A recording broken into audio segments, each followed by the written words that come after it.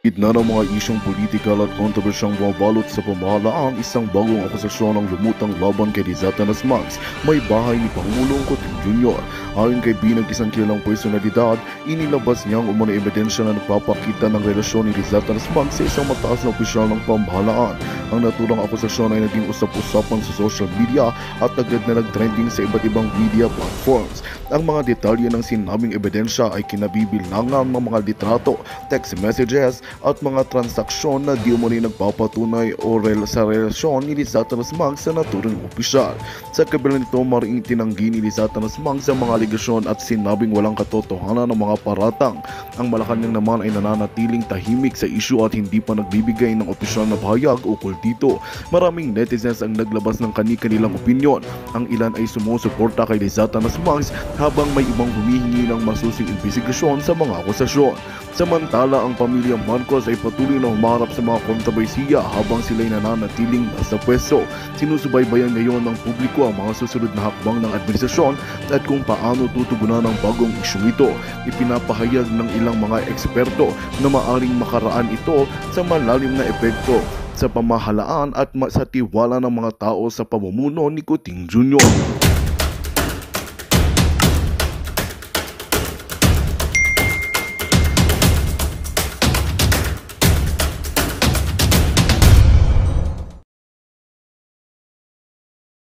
Talagang para sa'yo yan, hindi ka mapipigil. So ako, yun yung akin sis na pag wala kang loyalty, ayoko. Very important sa akin. Ang dami na nanira sa akin. Ang dami na ng traitor sa akin. Ilang beses na akong tumulong ako ng tao and everything. Kapag nasira sila sa akin, kasi pag nagmahal ako, whether kaibigan yan or personal na ano, grabe ako sis, all out ako eh. Pag sinabi kong consider kita, may loyalty ako. Alam, yan, definitely, grabe akong loyal. Paglalabang kita. Eh, kahit nga ex ko, pag nakita mo, until now, hindi ko dinidelete yung mga post ko about him eh. Kasi ba't ko didelete? Kasi that's how I feel before. Diba? Yes. See? Ano mo yun? Oh, I love that, sis. Kasi yung iba, kapag nag-away na, pinagbubura na yung mga picture. Wala akong ganun, sis. Kasi that's my memory. You learn Actually, from actually ako din, sis, yung mga support ko kay Bangag, hindi ko yung binubura yung mga, sila lang ang nagbura ng Facebook ko, sis. Punyeta, hindi ko binubura yung mga good budol memories. Hindi ko binubura kasi tama ka eh. Yun ako eh. Yung past na makita ng tao. Kaso mga jutong dyan eh, mas binura nila. O, di ba? Hindi nila kaya yung alindog ko. Party ng learning, party ng buhay Yeah. ububurahin, di ba? Yes. Kahit Kaya naman, yeah. Sabi ni Chacha, si Sige, Chacha may nag-comment. Sabi niya, ako, wala daw, Chacha Akival, the fact na nasa Marcos Slate sila, that means they are the same crooks. Right? You're right. Yeah. Yun nga, ayoko ng duwag, ayoko tumatalikod. Kasi you don't leave sabi nga ni BP Sara, you don't leave your friends behind. Diba? Okay. Ang politics is temporary lang. Everything is temporary, nothing permanent. Sabi ni Ted Reyes, sa pag-research po ni Ted Filon, pang-front lang si Diwata. Pero asawa ng commissioner ng COA na si Mario Lipatan ang uupo. Eh, bawal na yan eh. Di ba kailangan... Ano ba yung inaano nila? Party list lang? Party list siguro. Kaya siguro, may front si Diwata. Yeah, pero alalin natin yan. Hindi natin alam eh. So we'll read about that later. Pero sinabi sis eh, may bago na eh. Parang hindi na pwede. Kunwari, di ba nag-file siya ng candidacy. Ngayon, kung may magsasubstitute sa kanya, kailangan kamag-anak niya, kaapelido din niya. No, I think individual yan eh. Yung you're talking about the individual post. Pero yung sa party list, 'di ba, mayroong first nomination, second nomination. So I think, yun yung sinasabi niya. So tanongin kita, niya, gagamitin lang siya. That's true. So, kasi you talk about loyalty. Kunyari we're friends. Later on, nagkasama tayo, naging pareho tayong senador. O, di ba? Pwede rin para tayong presidente. Just for the heck, you know. Tapos nakita mo, isang araw, sabi ko sa'yo, Cathy, nasa Senate tayo. Kita. do you want? Inalok kita. Do you want? Hindi, I mean, ako na, one day magkasama sa kita mo, may daldala ako talagang pulburon, niyaya kita. Kasi you talk about loyalty. Ang ganda-ganda ng pinagsamahan natin. Di ba, after 5 years, sobrang ang ganda travel memories, everything, lahat. Tapos one day, biglang nasa Senate tayo, inalok kita ng, do you want? Na may pulburon akong hawak. Katulad ng pag-alok sa'yo ni Lisa Tanas, how would you handle me? Well, sir, I will definitely talk to you, lalo na may experience akong ganyan. Alam mo, sensitive ako dyan. Hilahin kita. Talaga. Sabunutan mo ako. Magbagong buhay ka. Teka, kausapin kita. Siyempre sis, if you're a good friend, ako I believe in this. There are, okay. Kasi ako sis, pag nakipagkaibigan ako, pag nagka-problema tayo, I talk directly to you. Hindi ako katulad ng ibang tao na yung pupunta kung kani-kanino. Kasi naghahanap ng kakampi or gustong bigyan ng justification yung emotions, yung ginawa mo, kung tama ka ba o mali. Kasi I don't like talking to people about my personal problem to a certain individual. I rather choose to talk to that person itself for me to be able to hear it from that person. Kasi iba yung may in between. Yung words na babago, yung iba yung emotion nakikita mo. Nungaling, nagsabi ng totoo. And loyalty for me, ako kasi, alam mo sis, kasi di ba sabi ko nga, may gift of discernment kasi ako. In denial lang ako. Alam ko na pag loko-loko, alam ko na pag mali, alam ko na hindi siya okay. Addictus. Oo, pinagbibigyan ko sis. Kasi naniniwala ako sa second chance, naniniwala ako na ang Diyos may paraan para mapagbago ka. Pero of course, pag again and again, pag wala siyang faith, hindi niya nilalagay sa center ng buhay niya yung Panginoon o kung ano man yung reliyong meron sila, hindi ka talaga maitutuwid. Yun yung akin. So, kahit anong gawin mo, hindi yan magiging okay. Katulad na lang yung isang supposedly, kaibigan ko na grabe, tinulungan ko yun all the way na balita ko, di manda ka pa. O, diba? Parang nalungkot ako. Kasi parang, sabi ng mga kaibigan yung kaibigan mong scammer? Oo, diba na parang, sabi nga ng mga kaibigan, tinotolerate ko siya. Kasi, ang luwag-luwag ko sa kanya. Tapos, nung ako na yung naghiwalay na kami ng ex ko, nagulat na lang ako. Nandiyan na, hindi na niya ako nakausap. Pati yung isang kaibigan ko din, na akala ko kaibigan ko. Actually, nakaupo yung secretary or under magkano nakuha sa'yo ng scammer na yun, sis? Ilang milyon? Secret. Pero milyon. Grabe, Oo naman, milyones. Kapal na mukha nun, di ba? Hindi mo kaibigan yun. Yung utang. Sabi ko sa kanya, kasi ang nagiging problema niya pag may utang siya, sis, nagagalit siya kapag sinisingil niya, aawahin niya pa yung mga taong tumulong sa kanya. So sa akin, sabi ko sa kanya, huwag ganun. Kasi alam mo yung time na nangangailangan ka, yan yung mga tao, you don't burn bridges. Especially sa mga taong tumulong sa'yo. You can burn bridges with people who hurt you, like you didn't do anything wrong, tapos nagsinungaling. Yung parang may ginawa talagang matitindi sa'yo. Tama. Pasok ang sworn statement mo dyan. Diba? Anyway. Yeah. So, alam na yun ng mga circle mo. So, we're not gonna go into details. But, sabi, nagorgor si Bingot. Sabi ni may ginorgor ako palangga. Isa. Oh my God. Unang-una akong boboto sa iyo palangga. Sabi ni Barkadahan Forever. I-advertise pa kita dito sa Australia. I will promote you. Basta gurgurin mo ang mga crocodile sa Pinas. Sabi ni Barkadahan. Pati, nagbebenta ka pa ba ng jewelry? Pabili naman, balita ko, walang-wala ka na. Opo, nagbebenta ako, bibili ka. May pera ka ba? Oo. Saan yan wag mo na pangalanan. Oo. Hari ba? Hari bakla ba to? Or charot. Hindi, alam mo, gusto ko lang sabihin sa inyo na hindi kawalan or kabawasan ng pagkatao ng isang tao kung gusto niya mag-simplify ng buhay niya, umalis nga ako dun sa buhay na marangya. Kasi nga, di ba, pwede naman akong bumalik, lumuhod lang ako dun noon pa eh. Or like, nung binabalikan ako, hindi ako bumalik. Ipakita ko sa inyo chat eh. Iparinig ko pa sa inyo yung conversation namin eh. Sige, dali. Baka pwede. Ayan, excited sila.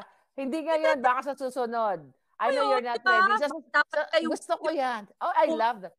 Teka muna, chika muna ako. So, nagmamakaawa ba na bumalik ka?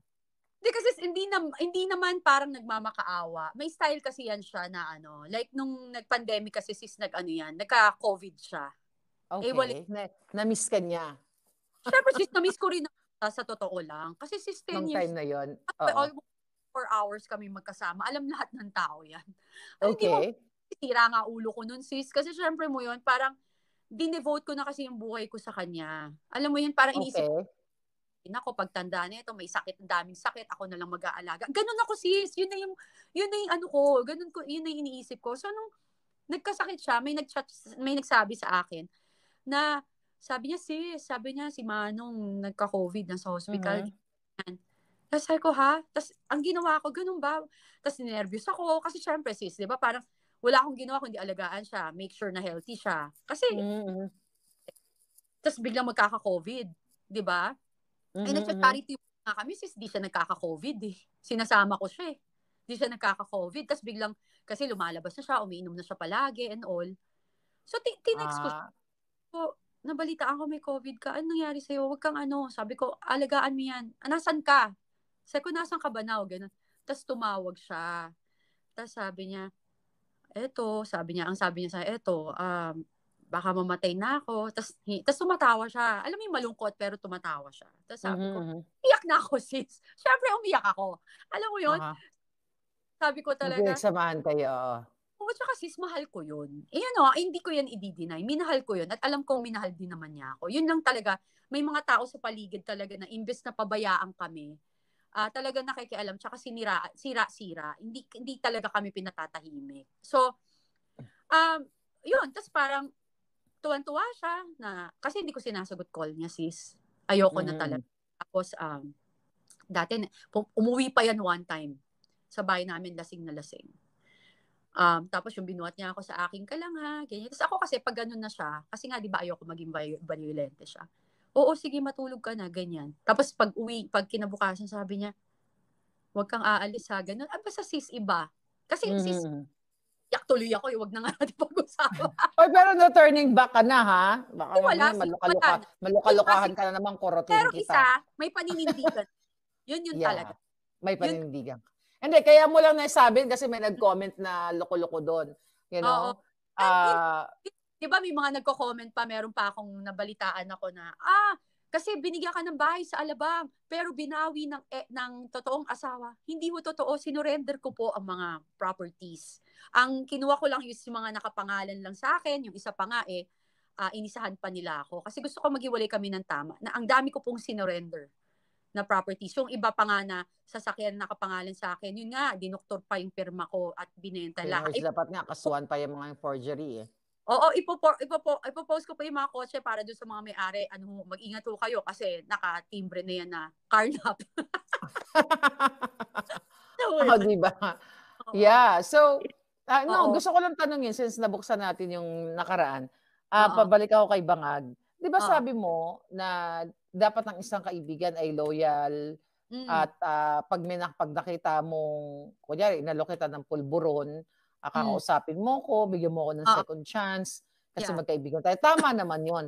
Ikaw ba, nung magkasama kayo ni TBF, minsan ba nasabihan mo siya o siya mismo well, for sure, coming from you na, uy, payuhan mo naman si Bongbong Marcos Jr. Kasi kaibigan mo yan eh. Sana tumigil na kayo sa pag-addictus benedictus nyo. May mga pagkakataon ba ganyan? Ako sa kanya sinasabihan ko siya kasi may sakit siya. Sabi ko nga sa'yo, and inaamin ko naman yan, and alam ko, yan din yung nangyayari ngayon dyan sa bubble na yan. Parang sa kampi-kampi, from politics to whatever. If they feel down, they lift each other up. Alam mo yon, yung moral boost, if they feel down, they will get 20 shirts. Oo. 20 white shirts and sing hots, right? Okay, go. nagagalit ako kay ex kapag ginagawa. As in, nagagalit ako. And alam niya, kaya minsan di siya uuwi. Maraming ganyan. Hindi siya uuwi. Kasi alam ko, sis, alam ko pag ganyan.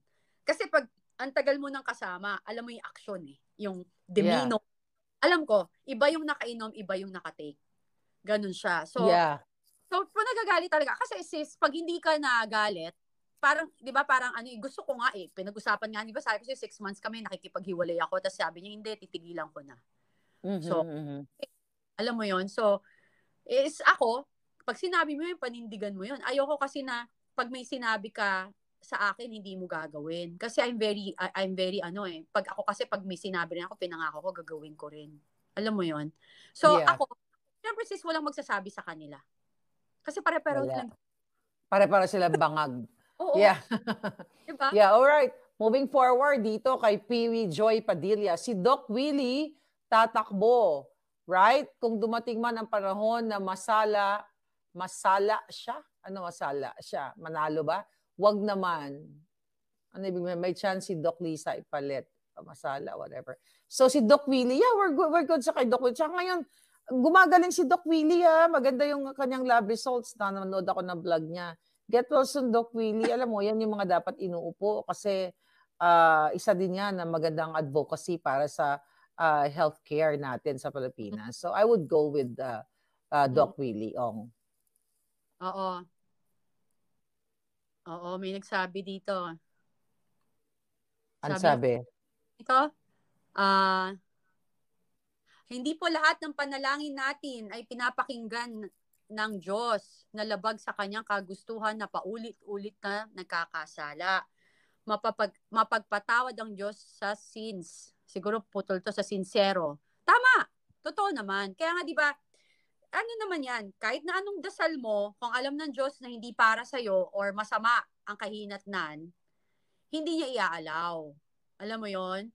Or masama ang alak mo. Kahit na, di ba nga, kahit na ano pang gawin mo, kahit gaano kadami ang pera mo, gaano kayaman and powerful, kapag alam ng Diyos na abusado ka, lahat yan tatanggalin niya sa'yo. Yun. Sabi ni Commander Hagila, mag-live selling ka raw. Miss Cathy, madami bibili niyan. Di ba ako nagla-live selling? Kaso nga lang, wala pa akong time sa next live selling ko. Mag-live selling tayo, sis. Sige, talent mo yan eh. Ang daming talent eh, no? Mag-garage sale ako ngayong weekend. Pero yun yung mga person na, alam mo yung dami kong gamit eh.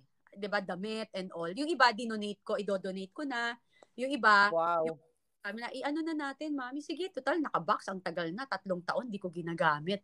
Diba? Ang dami kong damit. Wow. So, i-garage sale mo. Alam mo, sis, nakakatuwa, no? Ang dami-dami natin pinag-uusapan. Ngayon, may mga padala dito ng mga trolls, galing syempre sa ating mga BFF na bangag, di ba? Pero at the end of the day, you're right eh. Ikaw ba, tanongin kita about life? Kasi you've been through luxurious way of living. You know? Ako, hindi ko naman na-reach yan. But, you know, I reached the comfortable living, you know? Comfortable life, at least na masasabi ko. Siyempre, for the heck, yung mga nanonood dito sa atin, di ba, ikaw naman, sinasabi mo, nagsimula ka sa wala, mahirap, ganyan. Tapos na-experience mo yung bonggang-bongga talaga. How would you compare? What is better? Yung tama lang? Wag naman yung walang-wala, kasi mahirap naman yung walang-wala, di ba? Yung tama lang o yung sobrang fabulous na life for you? Sis, parehong okay. Okay? I will never pretend na hindi okay. Siyempre, sino bang ayaw ng fabulous yung life? Pero kahit fabulous ka or ordinary, comfortable, simple, hindi pwedeng simple eh. Simple, comfortable, pero wala kang both peace of mind, hindi ka magiging okay. Yung akin, sis, yung stand ko ngayon, yung nangyayari sa buhay ko ngayon, kahit na may ganito ako na pinaglalaban, hindi ko naramdaman tong ganito ako ka-peaceful, ka-content, at saka iba talaga sis yung nararamdaman kong yung spiritual freedom. Yung freedom na kasi sis, control eh. Alam mo, hindi ako pwedeng mag-comment. Controlled ka. Kahit galit, what do you call this, binabasos na akong lahat. I need to hold it. Kasi ang iniisip ko is yung partner ko, yung tatay ko. Tatay ko kasi very God-fearing eh. Tapos pagbigyan mo, ako rin naman until now. So parang, pero yung dati pa, ako kasi sis, pag mali. Ilang beses na witness sa mga friends ko na nungaling, ayoko nang nakikipag-away ako sa biyahe. Like, kunwari, simpleng lang, sumakay kami ng taxi. Tapos, tinatry utakan yung friend ko kasi foreign. Okay. Paawahin ko talaga sis yung taxi driver. Ay, pareho tayo, nang-aaway. Well, hindi naman nang-aaway ng mga taxi driver. You just stand for what is right. Yes. Actually, nangyari sa akin sa Bali. Kasi, dinala ko yung, actually, ex ko pa nga yun eh. Hindi yung ex ko, yung AFAM, yung parents niya. Tapos sabi ko, Bali so safe, everything is like so kind and everything. Tapos sumakay kaming taxi sis. In the middle of our trip, pinatay yung meter. Tahimik lang ako. Sabi ko, ba't na ito pinatay yung meter niya? Pagbaba namin, sabi ko, how much is it? Tapos sabi nung dad, nung bisita ko, sabi niya, oh no, I'll pay for it. Sabi nung tagbali na taxi driver sa akin. Sabi niya, no, whatever you wanted to give me. Sabi ko, what? No. Do you know that you're ruining the tourism reputation of Bali? Nagtatatalak na ako this sis. You know, Bali are like, Bali is the most safest. I was telling everybody this is their first time, but you're ruining it. The reputation. No, I will not give you whatever you want. Parang, pero sis, at the end, binigyan ko pa rin siya ng sobra-sobra. Pinigalitan ko lang talaga.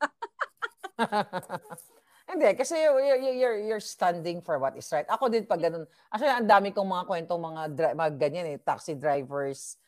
Even here, actually may nag-taxi din ako ng mga bago ko dito and sa ibang mga bansa. Yeah, kasi naninindigan tayo ng tama. Ayaw natin na niloloko tayo. It's the same thing ng laban natin sa politika.